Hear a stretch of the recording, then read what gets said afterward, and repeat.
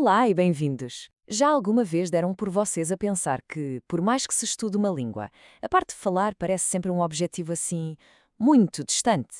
Pois bem, hoje vamos analisar um método que vira essa ideia de pernas para o ar e que nos promete pôr a conversar em inglês logo desde o primeiro dia. É que a maioria dos cursos de línguas atira-nos logo para cima listas de vocabulário e regras gramaticais super complexas. Mas e se fosse possível saltar essa parte mais frustrante e ir direto só ao que realmente interessa? A comunicação real, genuína, logo de início. Bem, a base de toda esta abordagem que nos é trazida pelo professor Franz Schoch é uma filosofia que vai um bocado contra a maré do ensino tradicional. Vamos lá ver o que é que a torna tão especial. O grande segredo, na verdade, está em construir a confiança passo a passo, com pequenas vitórias. Em vez de se esperar meses para conseguir formar uma frase minimamente decente, este método dá as ferramentas para que qualquer aluno consiga interagir. De forma simples, claro, mas correta, logo na primeira aula. É esta sensação de progresso imediato que nos mantém motivados. Todos nós conhecemos esta história, não é? Passamos horas e horas a decorar verbos, a decorar substantivos, mas quando chega a altura de ter uma conversa a sério, parece que as palavras fogem. É precisamente esta ponte entre o que sabemos na teoria e o que conseguimos usar na prática que este método quer construir. Muito bem, então vamos lá mergulhar nisto. Antes mesmo de aprendermos a primeira palavra, há uma coisa fundamental: aprender a ouvir e a produzir os sons da língua. Pode parecer básico, mas é aqui que muita gente tropeça sem sequer se dar conta. Uma coisa é saber o abecedário de cor, outra coisa completamente diferente é lidar com as armadilhas de pronúncia do inglês. Dominar os sons mais básicos não só garante que nos fazemos entender, como nos dá aquela confiança extra para, por exemplo, soletrar um nome ou um e-mail sem hesitar. Olhem para este exemplo perfeito dos desafios do inglês, o famoso som T. A diferença é mesmo subtil. Para o T surdo, em think, a ponta da língua toca ali nos dentes da frente e o ar passa, sem vibrar. Agora, para o T sonoro, em this, já há uma vibração nas cordas vocais. É esta pequena diferença que muda completamente o sentido das palavras. Ok, agora que já temos uma base de sons mais sólida, estamos prontos para a parte mais gira: usar esses sons para criar a nossa primeira ligação humana em inglês. O primeiríssimo passo em qualquer conversa é, claro, o cumprimento. E saber distinguir entre o formal e o informal é absolutamente essencial.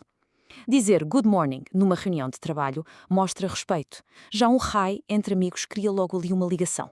O contexto, como se costuma dizer, é tudo. Depois de um how are you, a resposta culturalmente esperada é quase sempre positiva, ou pelo menos neutra.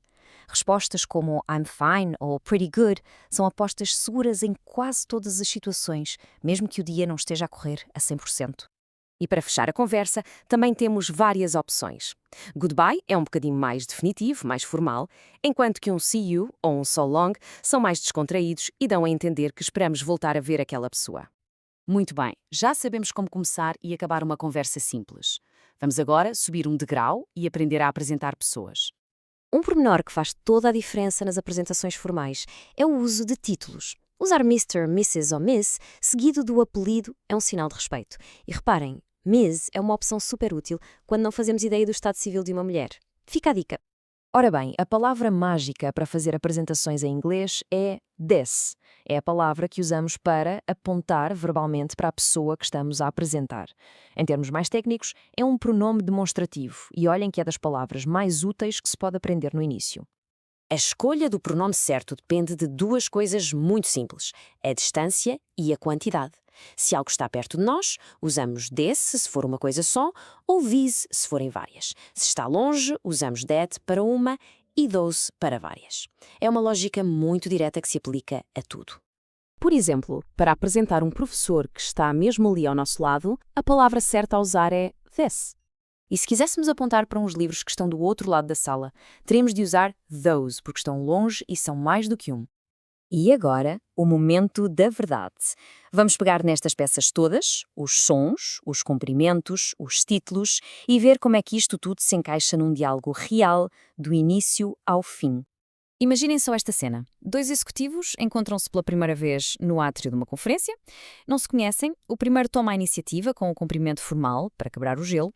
O segundo executivo responde de forma muito direta e profissional, confirma quem é e apresenta-se com o nome completo.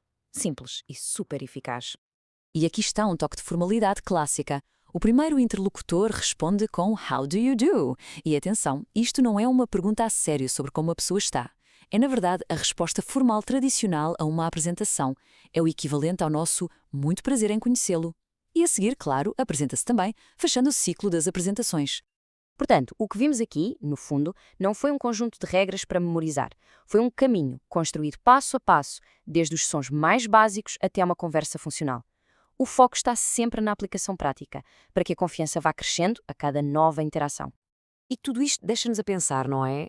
Se tivéssemos estas ferramentas para começar a falar imediatamente, qual seria a mesmíssima primeira coisa que cada um de nós gostaria de ser capaz de dizer numa nova língua? É uma boa pergunta para refletir.